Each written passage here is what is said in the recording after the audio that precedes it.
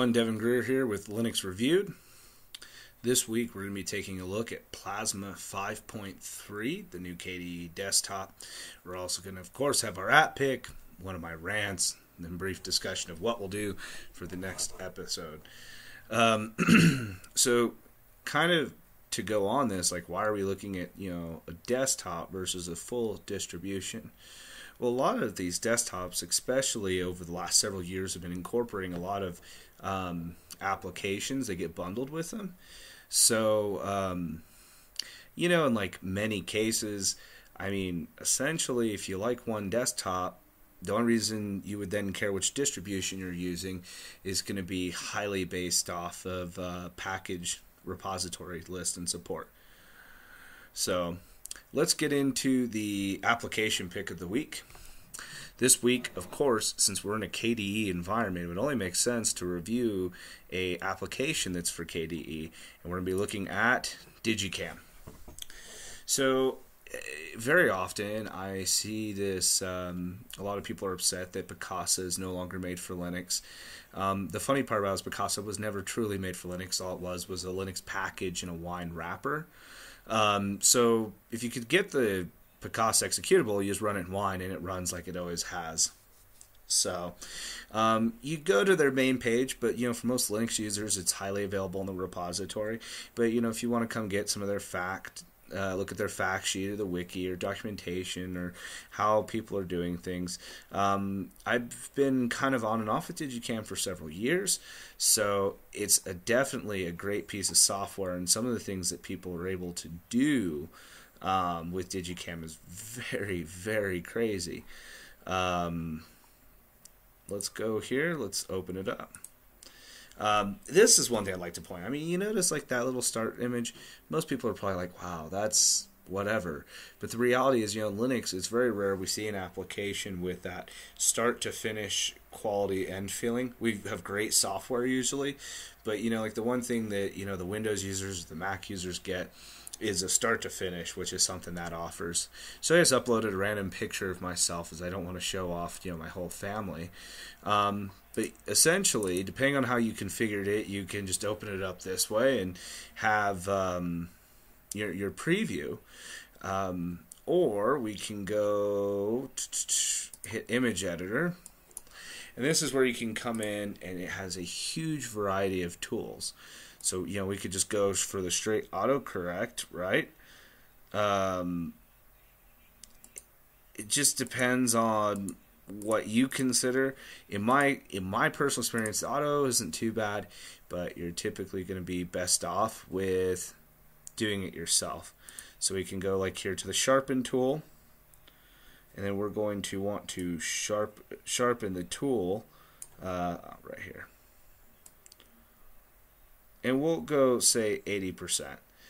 You could go straight 100, but depending on the picture, and then we just hit the try. Depending on the picture, it can make it look better or worse. As you can see, it didn't really do it. But yet we can try going in, and as you notice, it starts off with like the basic tools, right? So you can go in, use your basic tool set and be okay, but if you want to go really, how do I put it, like advance, then you can do that as well. Now, judging by the picture, as you can see, it's probably not going to be able to sharpen it a whole lot. And the cool part is you can try it. And if you notice, if I hover over the picture with my cursor, it says before, and when I come over here, it does after. So you can kind of see, I don't know on your end how high-end, how quality the picture will be, so you'll be able to actually see. There's some minimal differences, and then if you like it, I would then can click OK. If not, go cancel. But they have so many different tools. There's a lot of the auto stuff, but you can also just kind of give a brief look. You have your brightness, contrast, and gamma, hue, saturation, lighting, color balance, level adjustment, curves adjust. You guys get the mix. Channel mixer, black and white, white balance, 8-bit. Looks like 16 to 8-bit, so like converting things around. Restoration, blur, sharpen, noise reduction. Oops. Distortion. I mean, and the list keeps going. And like I said, most of these tools are going to offer you a very simplistic way of doing it, but then there's a way to open up more options. That way you can get deeper into the tool itself. So, like I said, I think, KDE or Digikam for KDE is an excellent tool. Now, here's the beauty of it. I've ran Digikam in GTK-based distributions, and it runs great. It looks great. It has no issues. The only time I found it to be troublesome is like take Elementary OS, for example. When something installs, it's all, in Elementary OS in the top left. If you click on applications, it'll show everything that's there. Well, Digikam requires a lot of the KDE stuff to be able to run, so you'll notice it puts a lot of stuff in the tray there. It is no longer, I think, available for Windows. At one time it was. A developer ported a bunch of KDE stuff over to Windows, and you'd have to install all that to get it running. But it was gone for quite a few years, which shows that it was a good enough tool where even the Windows users had to do a must-have, and for whatever reason, they weren't able to just do a direct port. So that is Digikam in a nutshell. All right, so what upsets me for the week. I see all these articles regarding there's no such thing as a Linux or malware for Linux. There's no viruses, there's no malware, there's no spyware, things like that. Now, mind you, I'm not going to argue that the percentage of viruses available or any form of infection available for Linux compared to Windows is, we're talking fractions here, people. I think one time I read that there's there's in 45 or 48 viruses out there, but that's since the birth of Linux, meaning 98% of those probably wouldn't even execute on a modern Linux system to date. But here is an excellent one. This came out March 18th of 2014, so about a year ago.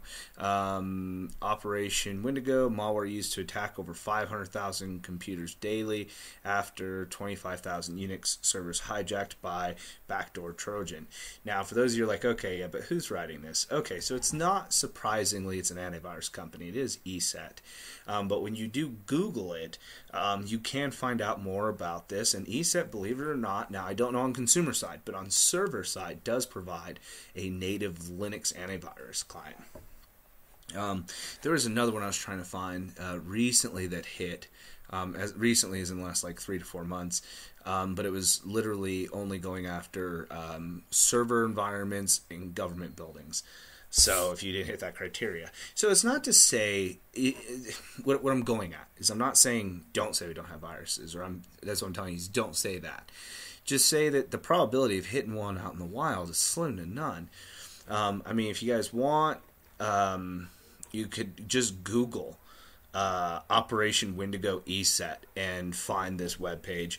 If anyone's really that interested, I'll gladly include the page for you guys. I just had one of the viewers comment that I don't add anything to, or any of the hyperlinks for the websites I go to, and it's like, well, it's because they're kind of common sense. One's, if I'm going to a specific Linux distribution's website, just Google it. Here, like I said, it's called Operation Wendigo, and it's done by ESET. If you probably type those three, and you'll probably get the exact site. But like I said, all I'm asking people to do is stop saying there's no such thing as viruses for Linux. Mac users used to say that, and now they have issues with malware. Okay? What keeps us secure and safe is our user base. Remember, we're only as secure as our people that are using the system.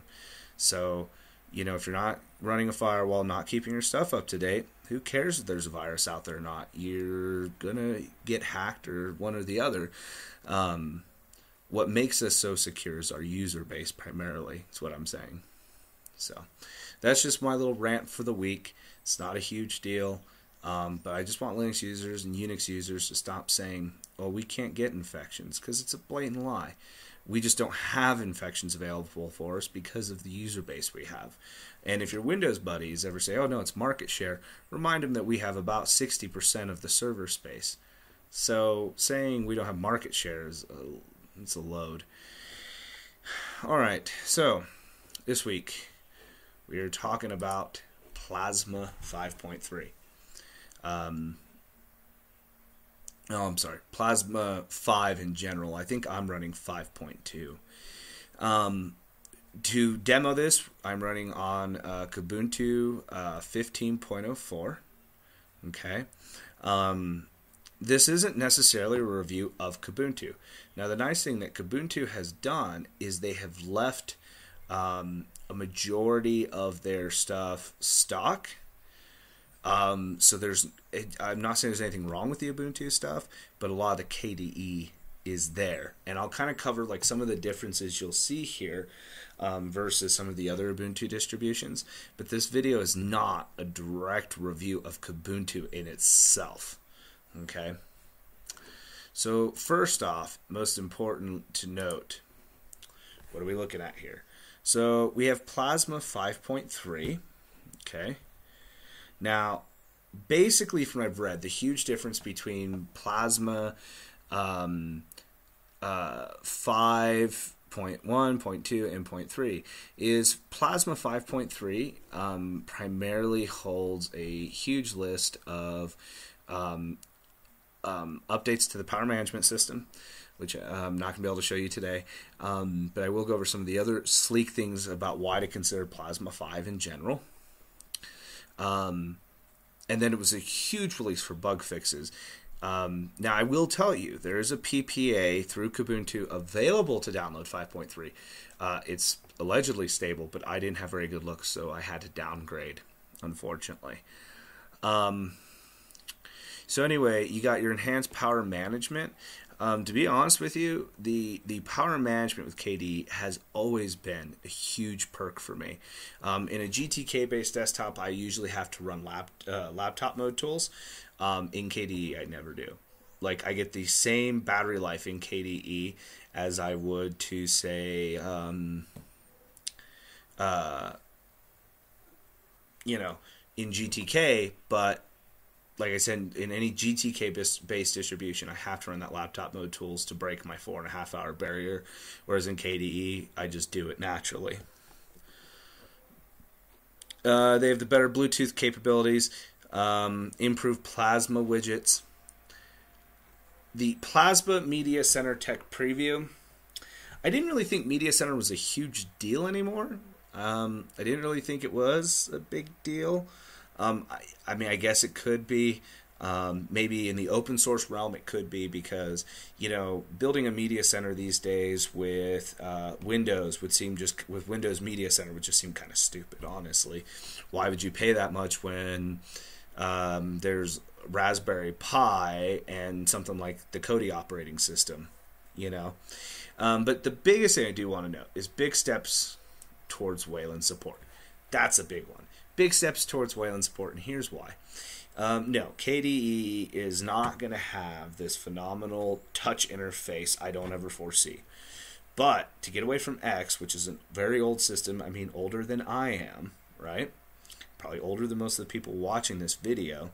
And even for those of you that do predate X, you probably were like not even in school yet by the time the X display server was originally created. Moving off X is something that just needs to happen. And the beauty about KDE incorporating Wayland so much is if you have a favorite distribution and you're just like, man, I wonder if they're going to be able to incorporate Wayland, it's become so much easier for them because now it's built into the desktop level. And for those, I think for some people they're not really going to care. I will tell you that for gamers, it's definitely a big deal, because I'm not here to start a flame war of Mir versus Wayland, but it's kind of common sense that Debian is going to, or SteamOS is going to go down the same path that Debian is, and Debian is going Wayland. They're not going to go Mir. So I would say that going to be a good choice for gamers. Desktop tweaks, press and hold, and then of course bug fixes galore, 393 bug fixes. But this was for the 5.3. What we're primarily looking at today is just Plasma 5 in general. If any of you guys have ever seen Plasma 4, you guys will all note that it's very like an ugly version of Windows 7, in my opinion. Okay, so I've never been a huge fan of Plasma 4, and it always was really buggy to me. And the big thing I will note about KDE that I've noticed is it takes a great distribution to be able to ship KDE. I've used KDE on some distros where I'm like, wow, this is just freaking garbage. It runs like crap.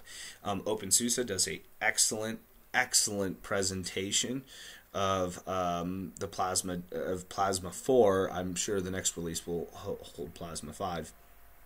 But the Plasma 4 desktop, the only issue with KDE is, Novell, who is now owned by some company who, like, somewhere down the line, I think is owned by Microsoft. Not to mention, Novell sold a bunch of crap off to Microsoft, like a bunch of patents. That's not necessarily OpenSUSE's fault, but kind of try and stay away from OpenSUSE at all cost. And if you're a big OpenSUSE lover, I don't offend at all. I love OpenSUSE, but for a philosophy reason, I just can't use them.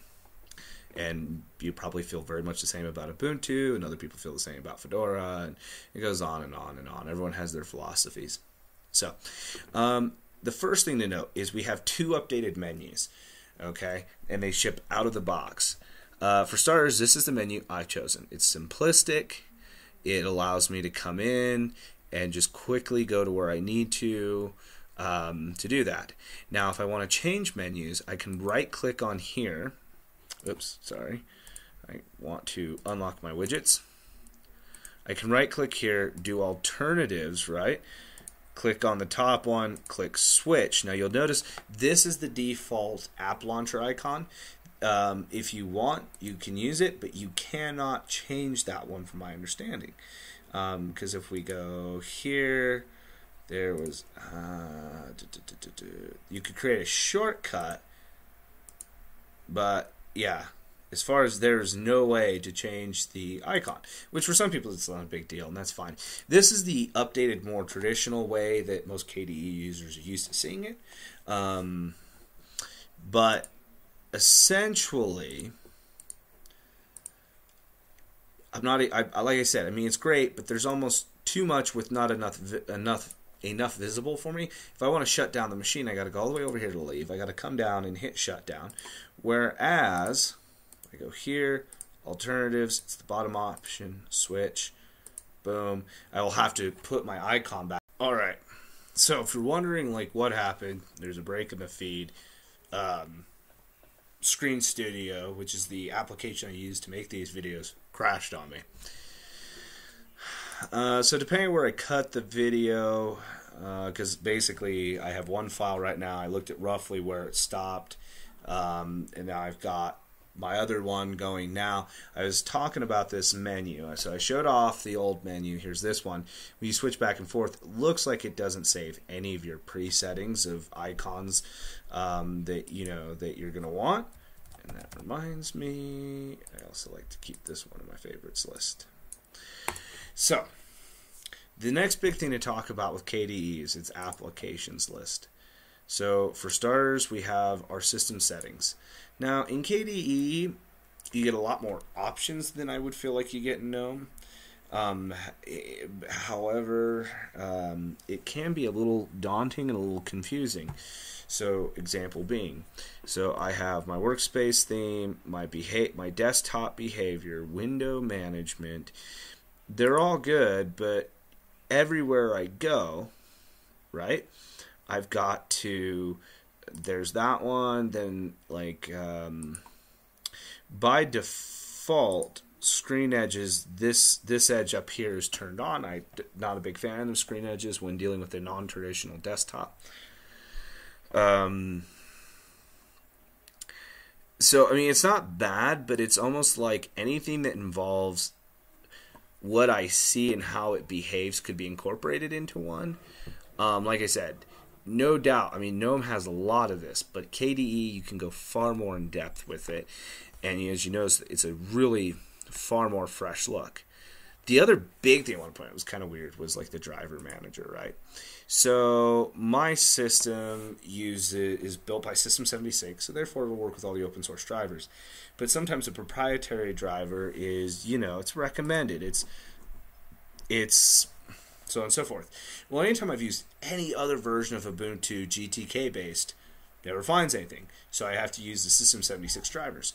What I thought was cool was KDE actually did find me its driver management software using processor microcode firmware for Intel CPUs and Intel microcode. So I thought that was pretty cool. I was like, okay, that's pretty awesome. The other big noticeable thing is a lot of the applications have gotten huge fresh updates. Okay, so another great is we'll open up the contact here. Now in previous, I believe KDE shipped with something called like Copete or something like that. Not really sure. Copete. In this scenario, we now just have something called KTP contact list. It's an IM client that is going to be difficult. Nope, there it goes. And then I have a list of my friends. It allows me to be able to add. I can also join a chat room. Hell no, I primarily use this for my Google Hangouts. That's about all I use it for. But let's see if I can get to...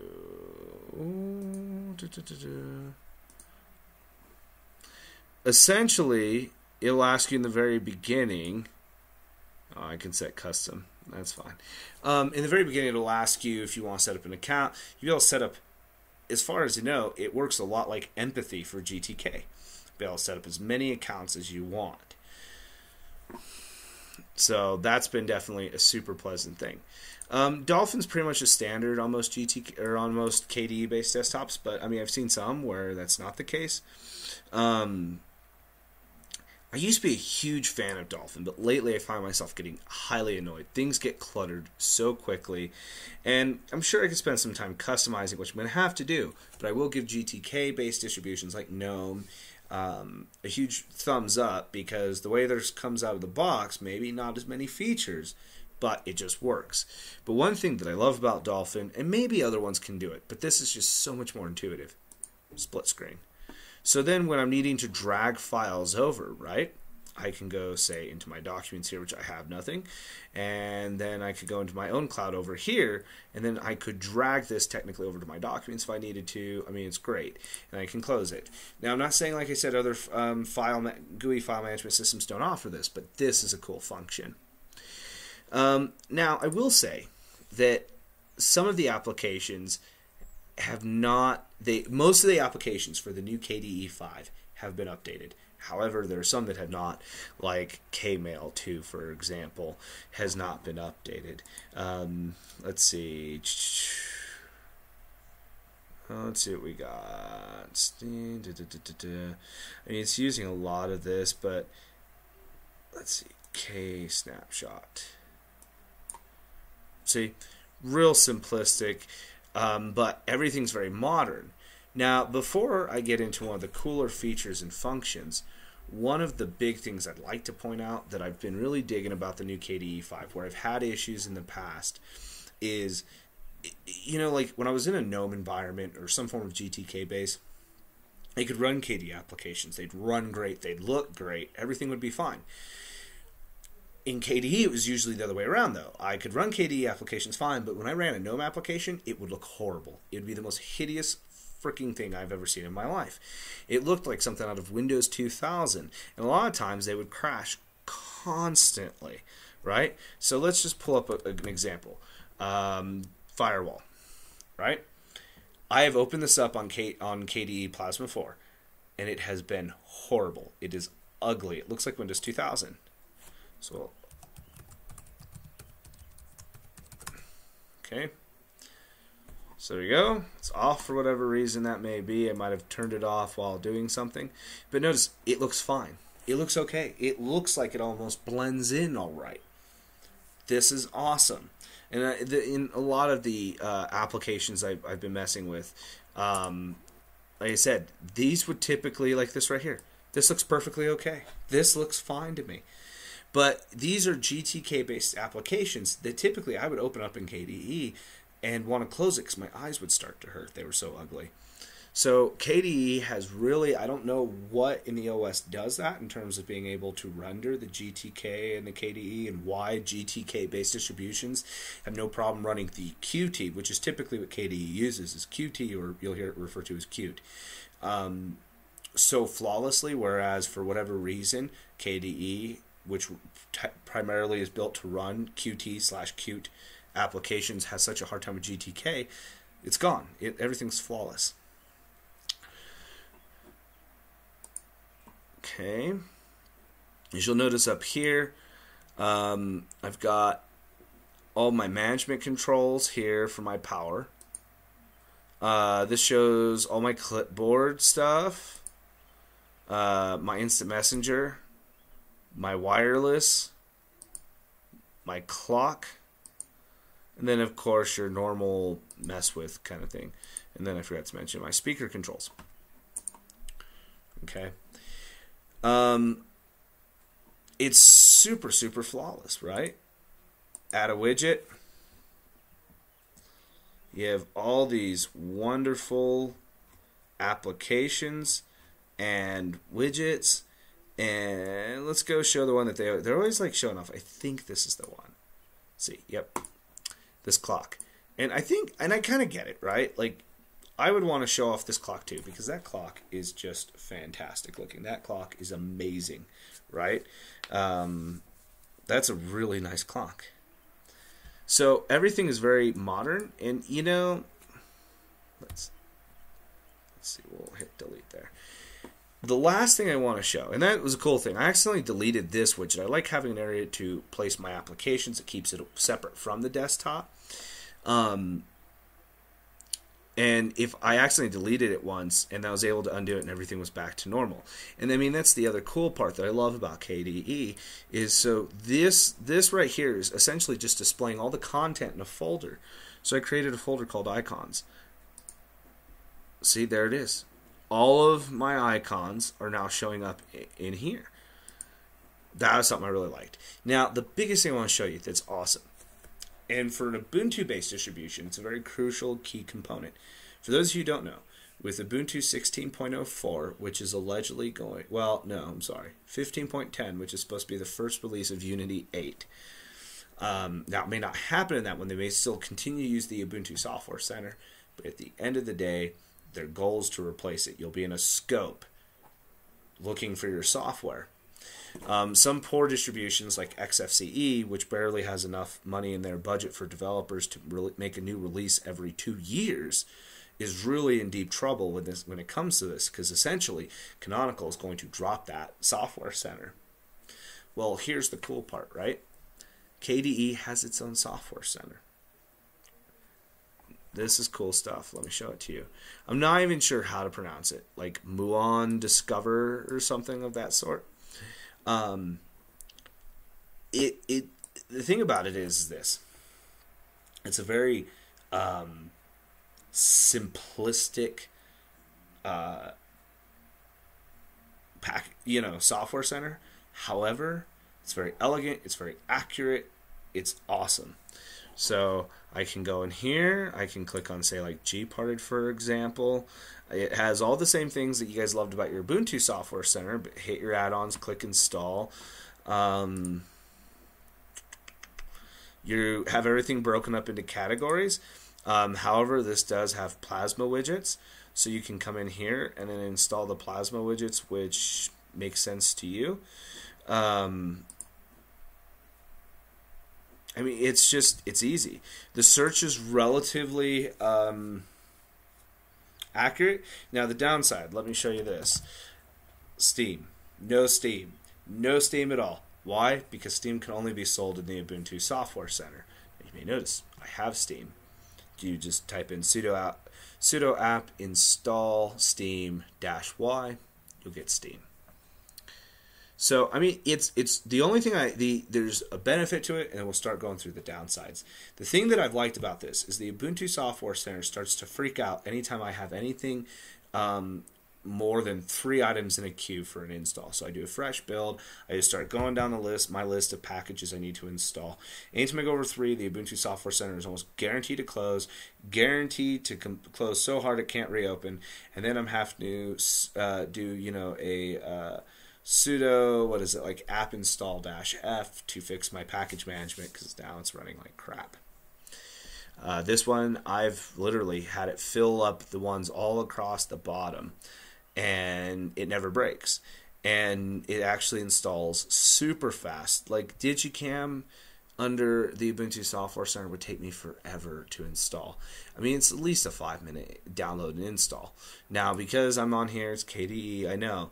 But still, I mean, it just pops so fast. VirtualBox installs at twice the speed. And it's just how this package, the Software Center, how it interacts with the package manager, it just brings a far more stable environment. So now let's get down to the bads, right? There's bads about everything.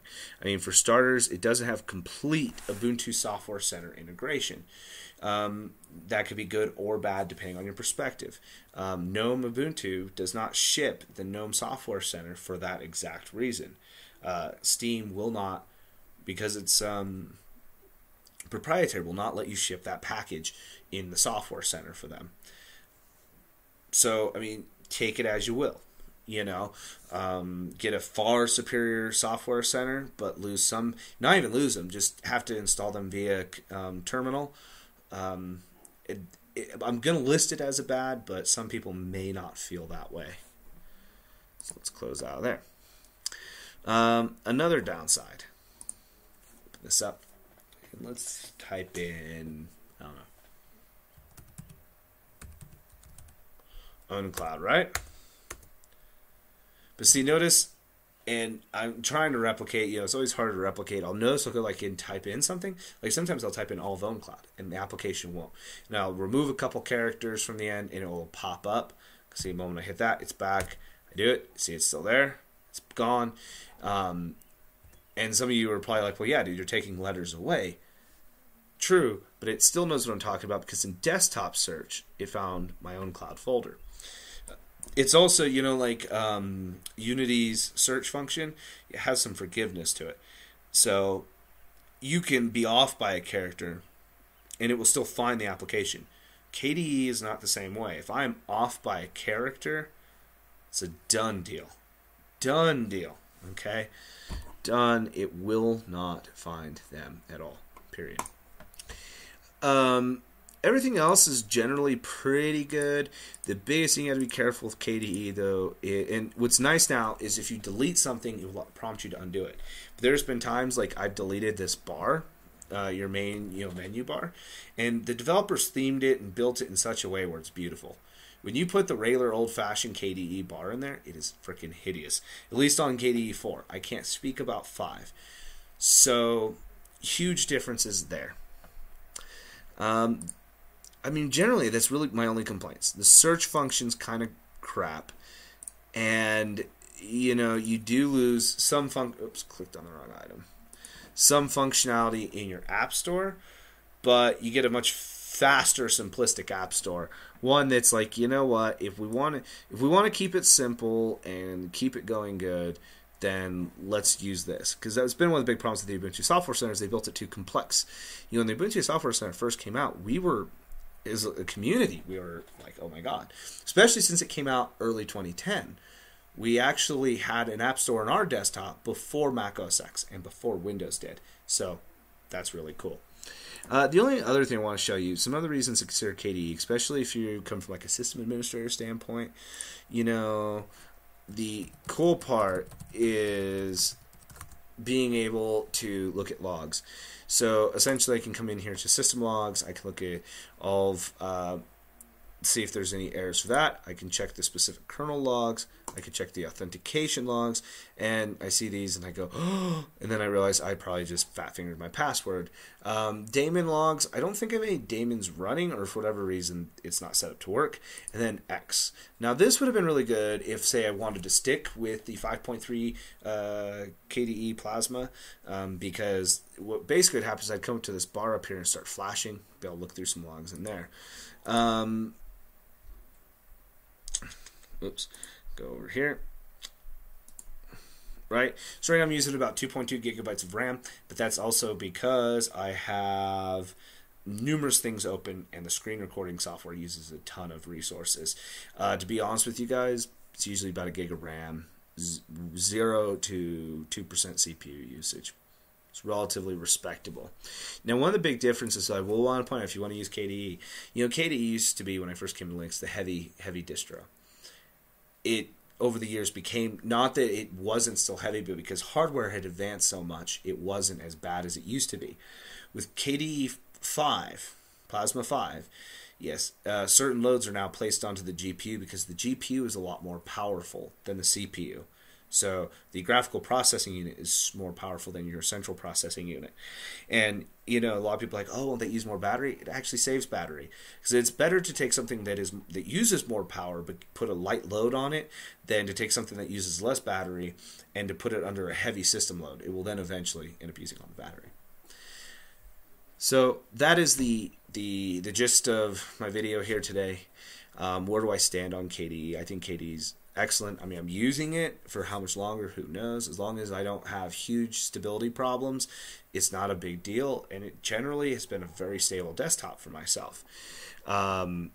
Everything has been very pleasant for myself.